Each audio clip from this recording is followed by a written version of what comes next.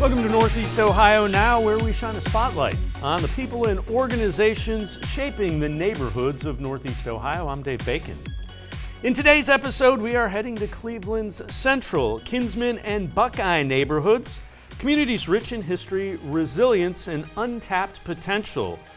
We are featuring the Burten Carr Development Incorporated. It's a nonprofit community development corporation named for three civic leaders who made profound impacts on their community: Lonnie Burten, James Bell, and Charles V. Carr.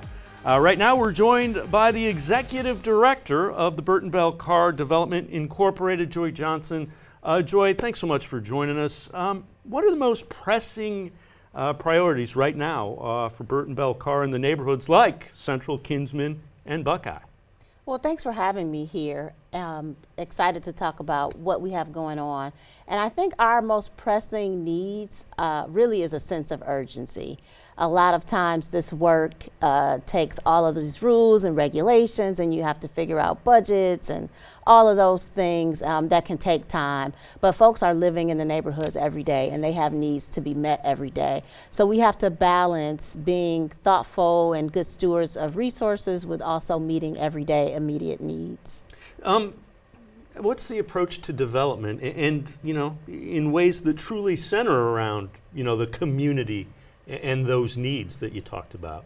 So community development is just that. When we talk about real estate development in the Central, Kinsman, or Buckeye neighborhoods, it's not what Joy wants to see in the neighborhood, it's what the residents want to see. So we're resident driven at every level. My bosses are the community, literally and figuratively. Our board of directors is residents of the community, and all of our real estate plans are informed by the community, of them telling us, and we work with professionals so that we have realistic plans, but we work with the community to design what they want to see, and then we go out and do the hard work of bringing in the resources to make it happen.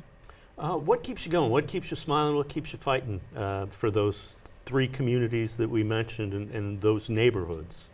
I think what keeps me going, I've been here, it'll be 23 years next month. Every time I say that, I feel like I must be wrong with the math, or I was 5 when I started. But really what keeps me going is the people. I've gotten the chance to make a lot of relationships in the neighborhood. I'm from the community and have a lot of family in the community. And so I'm not only working for myself, but I'm working for them. I have to answer to them. But I've also had the opportunity to impact other professionals who have gone on to do bigger, better, more awesome things, improving Cleveland and the world. And I think that's what makes me most proud. You're from the neighborhood. Does that make it even a little bit more special? And does that motivate you a little bit to kind of develop this? Being from the neighborhood motivates me greatly because I know that the work that I do will be able to help my family, my neighbors, my teachers, my church members, folks that have helped me become who I am today. And it makes me drive that much harder. Tell us about it. Can you tell us about a recent project or initiative that you're especially proud of and why it matters to you in the community? Well, we're working right now with Dale Jefferson, who bought a home from us 2 years ago. We were able to rehab a home and sell it in the Buckeye neighborhood. I didn't know a lot about Dale, but he was from the community, and his parents lived right next door. So when they saw we were renovating the house, I don't know if it was his idea or theirs, but he was able to buy a home in great condition and live right next door to his parents. He's a business owner in another part of Cleveland, and he was having some challenges. And so when he learned of an opportunity in a shopping center that we own with a vacant barbershop space, he approached us about moving his barbershop here. So I love seeing things come full circle. He's able to, he's somebody who's gone on to be successful from the community and come back, and other people can see that you don't have to leave the community to have a better community. So what role do small businesses and entrepreneurs like Dale play in revitalizing not only your neighborhood, but neighborhoods in general? Small businesses are really the fabric of America's neighborhoods. We hear that a lot, and we see that especially in Central, Kinsman, and Buckeye. Business owners have a choice of where they can go, but a lot of them want to be in the neighborhood that helped them get to where they are. And so what we're able to do is develop real estate spaces for them and then connect them with resources so that their businesses can thrive. So how can residents get involved or support the work that the community development corporations are doing in the community? Residents can support by sharing their thoughts, their opinions. We always want to hear them, so they can call our office or visit our website or on our social media. People can also apply to be members of the board of directors or other leadership roles that we have, steering committees, block clubs. We're always looking for leaders, and we always need volunteers as well. And of course, none of this works without money, so if anyone wants to donate money, we'll happily accept it. What are some of the visions that you have with Burten Bell Carr for this community? What do you want to see happen? We're excited about revitalizing some of the commercial districts in our community. The organization's been around 35 years, and a bulk of that work has really been around housing. And so once you build homes, people need places to shop, places to do their banking, places to send their kids for gymnastics and all sorts of things. And so I'm really excited about us using our real estate development skills to build out those types of spaces. So we have a project on Buckeye Road where we own 15 older buildings that traditional storefront on the bottom and either apartments or offices on the second floor that we're looking to turn into an arts, innovation, and technology district. So we're really excited about that we can use arts as a catalyst to bring in something that's unique to Cleveland, to that part of Cleveland, and then it will hopefully generate momentum for coffee shops, barbershops, that sort of thing. So in one of our previous NEO Now shows, Habitat for Humanity told us how proud they are and the development that has gone on. How important is that? The developing the homes, not only through Habitat for Humanity, but through the Burten Bell Carr development as well, community development. Well, Greater Cleveland Habitat for Humanity is one of our great community partners. They are able to rehab and build housing and meet a certain need, and then we kind of come in where we can. We've sold houses to them so that they could renovate, and we're also renovating houses as well. So there are folks in need of housing from various ends of the spectrum. Burten Bell Carr is able to meet some of those needs, and Greater Cleveland Habitat is able to meet some of those needs as well. Not only with providing home ownership, but providing home repair.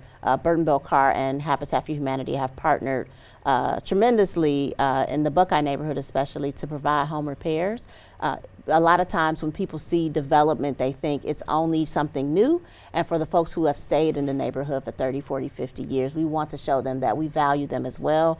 And we do that a lot through home repair. So helping them, while there's a new house being renovated across the street from you, let's help you bring your house up to speed and up to code and improve this curb appeal. So both with home ownership and home repair is how we address that need.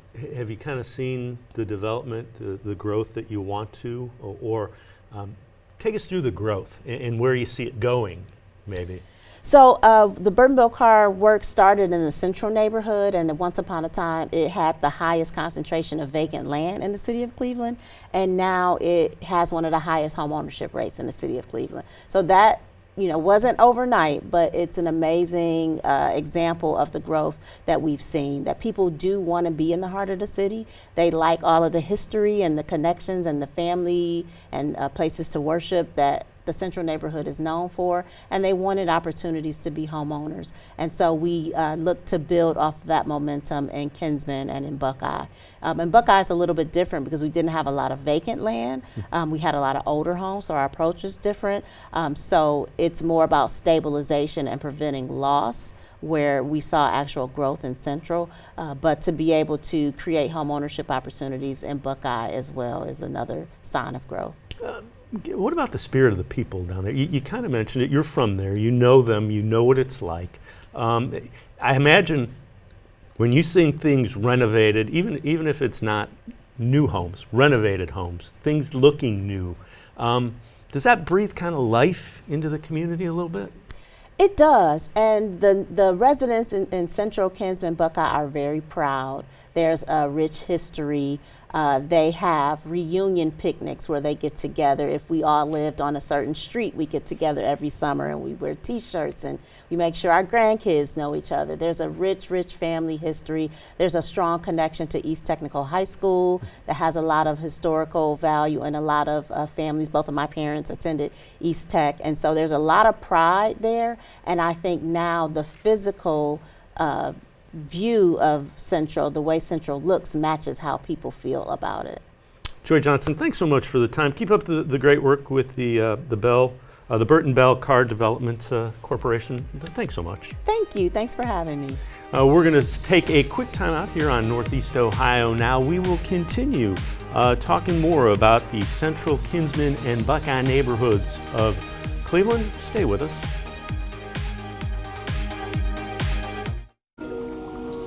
I'm worried about Mom. Mom? She's fine. These the ones, right, Mom? Yeah, groundlings. Sweet potatoes. Daddy, it's salty. Some things come with age. And some don't. Early detection of Alzheimer's can lead to better care for your loved one. Learn the early warning signs at 10signs.org. Welcome back to Northeast Ohio Now. We continue talking about Cleveland Central, Kinsman, and Buckeye neighborhoods, and we are pleased to be joined by Councilman Richard A. Starr, who is from Cleveland City Council Ward 5, which is the councilman for that ward neighborhood. Let's go through something that was kind of terrible. The Rainbow Terrace fire and how it impacted the families there. So June 23rd, I received a call regarding a fire around the mid-afternoon, around 4:40. Then I received another call that it was a fire explosion. I completely was just alarmed that you're hearing a fire explosion taking place in your neighborhood. It's something that is not normal call that you receive. So I immediately went over to the neighborhood and found out that we had about 6 to 8 complex units, apartment buildings caught on fire from an explosion. So I was just disbelief, scared. Didn't understand what was actually happening, how it started. So many questions were, floating around in my mind to figure out what was the cause, how are the families, have anyone passed, all type of different things. How many were affected? So right now, the total count was around 125 individuals affected, but a maximum of 40 families.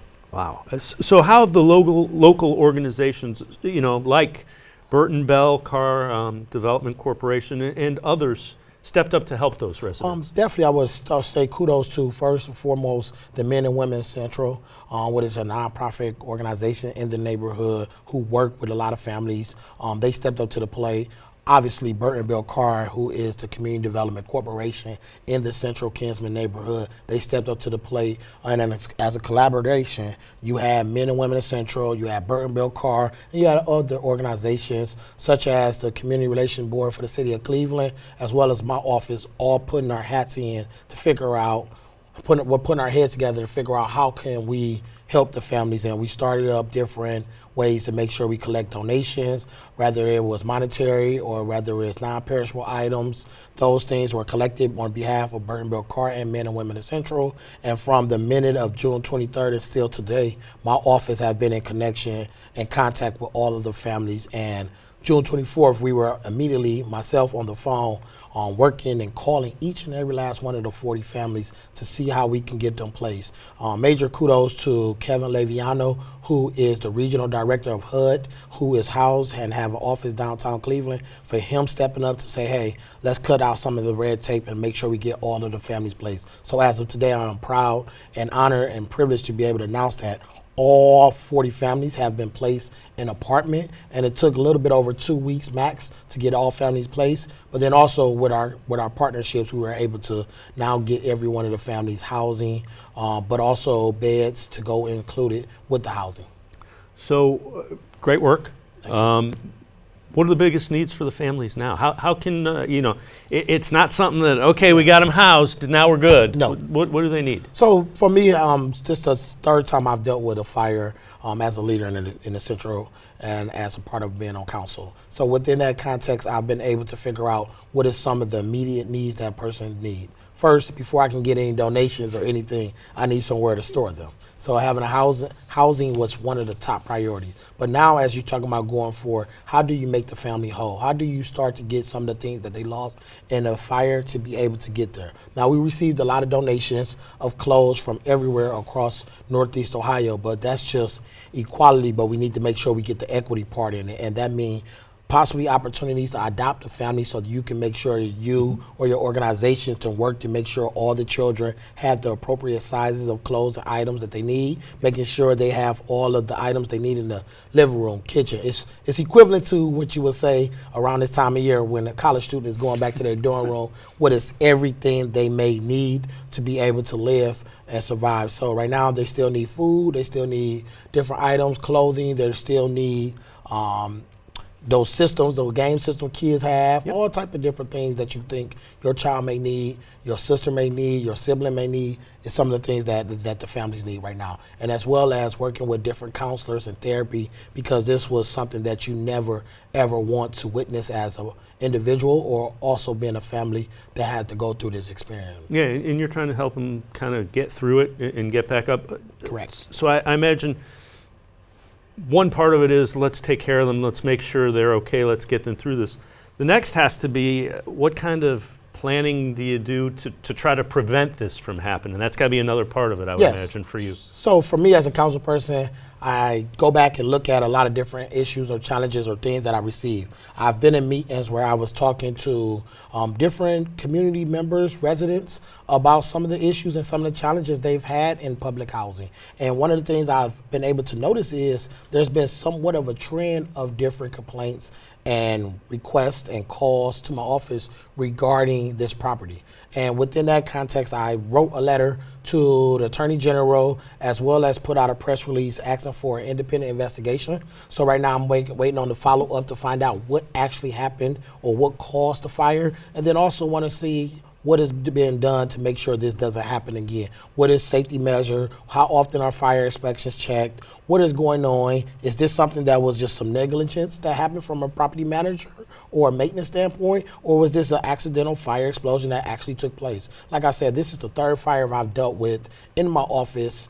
Before I got in office, it was my third time dealing with a fire in Rainbow Terrace, and something has to say, there's something that is going on, and we need to get to the bottom of this, but also putting people on notice to let everybody know, just because you live in subsidized housing or public housing, your responsibilities and your rights is a top priority just as well as anyone else. So right now I'm looking to figure out ways to be able to hold whoever is responsible for this fire explosion accountable, and also go to full throttle that we seek justice for this fire, and also making sure everyone understands we did lose a life. We lost the life of Cordell Sheffield, who was the hero for this event that took place, where he went into the fire, went to save his two stepchildren, and be able to make sure that he got them out.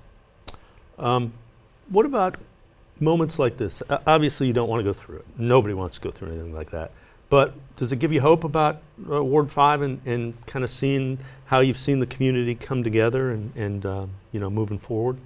So what gives me hope is from June 23rd, you're just seeing the whole Northeast Ohio.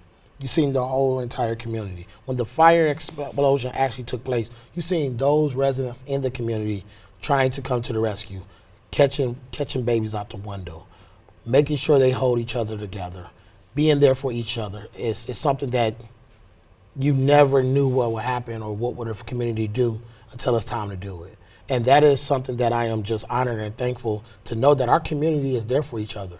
And all 40 families have relatives and neighbors who still are in contact with them, helping them out. But then the city poured out so much love to make sure that they have clothes, non-perishable items, toiletry, all those different things, food was all donated. And that was just from different organizations, different residents, as well as the community. So it showed that the community is there, and we're going to fight and work together to make sure we bring these families whole again. Councilman Richard A. Starr, thanks so much for sharing the story. Thank you, Keep Dave. up the good work. Most definitely. Appreciate it very much. Thank you, Dave. Northeast Ohio Now, we'll be right back with more. Stay with us.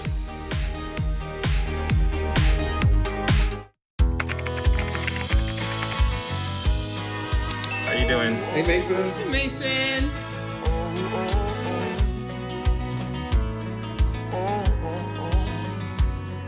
Thank you.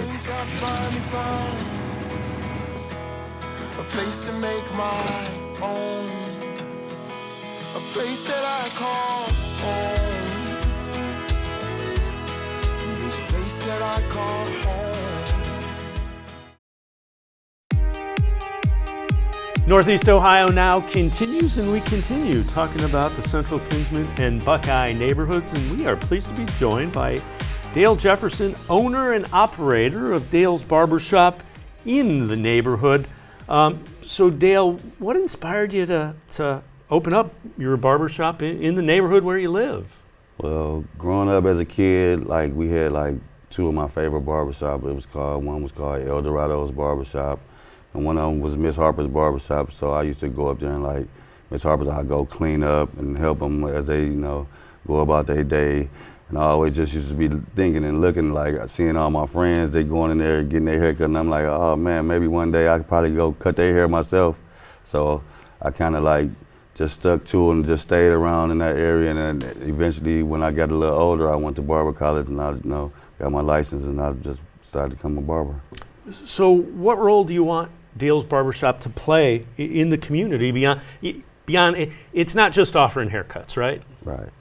Well, actually, I want the people from the community that have been in the community and all that, like, it's a place where you can come and meet up and like shake hands, just make each other happy just by, seeing each other, that type of thing, yeah.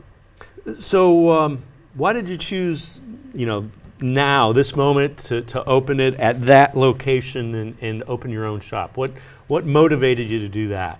Well, actually seeing that like it's no barbershops really around in that area, and like especially a quality, where people could come and leave with a smile and be looking good and feel good about themselves. So I just decided to put it right there, right in the middle of there, so the surrounding areas around there, everybody can come, meet up, get haircuts, just seeing familiar faces and just being around each other and just that good energy. How did Burten Bell Carr Development Corporation help you? How did they support you, and how did they kind of steer you to do the barbershop at this location? Well, actually, they made it possible. I bought my first house from them, and then I said, since they did business with me with that, maybe I can get a barbershop in the community, and they helped me with that. So they've been helping me. They've been helping me a lot. They've been helping me a lot. What does it mean to you to I know you had a barbershop in a different neighborhood. What's it mean to be back home and kind of build that where you grew up? It's home. It means everything. It was a dream. It's coming true as we speak. It's just being in, like I said, being in the neighborhood, just positive vibes, bringing everybody together. We can sit right there and laugh, and you can even come get free haircuts if you don't got it, whatever. Just being there for, giving back, whatever, just being to the community. What are some of the challenges that you faced or expect to face? You're a first-time business owner in this neighborhood. Well, challenges, shoot, man, that's hard. Like, I'm trying to I hopefully it's not no challenges though, for real, because I've been here for so long and I kind of like know what to expect and know what's really gonna happen. So like the challenges, I don't really know about the challenge. I just don't expect no challenges. What advice would you give to somebody, other local residents that are thinking, man, maybe I should open a business in my neighborhood, in this neighborhood? I know it'd be a good thing, because like I said, like if more businesses come, like we could all just be like one foundation, and we could all just group up and just everybody support the community. So. Yeah. When you look ahead, how do you hope this barbershop impacts, this neighborhood, this community in, maybe 5-10 years? Or just like the younger kids, maybe like I could be like, if I'm there 5 or 10 years from now, like they could come get jobs there, and just further their occupation or their careers or whatever. They just, yeah. So is it fair to say it's not just a barbershop? It's a community gathering family, space. Yeah. Try to make it like just really like a family, a big like happy family. So what's going on? If I walk in there on a Saturday, what's going on? Who's in there? How many people are in there? And how do you hope it goes? Well, hopefully, like on Saturday, like I'm gonna have 5 chairs in there. So like, hopefully you'll see tons and tons of 10, 15 people with some people waiting, people in the chair, we watching TV, playing games, and just talking about sports. Everyday life or whatever, things like that. When you think about it, has it kind of sunk in? Man, I'm in the neighborhood with Barbershop, and I have a chance to be like one of those that I went to when I was a kid. Actually, like by not being open right now, it really haven't sunk in yet. But I'm seeing my vision. If you come check it out. We doing like it's really looking good. It's painting, the construction is coming along, but it's looking good. And I can't wait. I'm looking forward to it. Dale Jefferson, owner of Dale's Barbershop. Thanks so much for your time. Appreciate it very much. Best of luck. Oh yeah, thank you. All right, that's Dale Jefferson, owner of Dale's Barbershop in the Central, Kinsman, and Buckeye neighborhood. That's going to do it for this edition of NEO Now. We will see you again next time when we again spotlight one of the rich neighborhoods throughout Cleveland. Have a great night, everybody.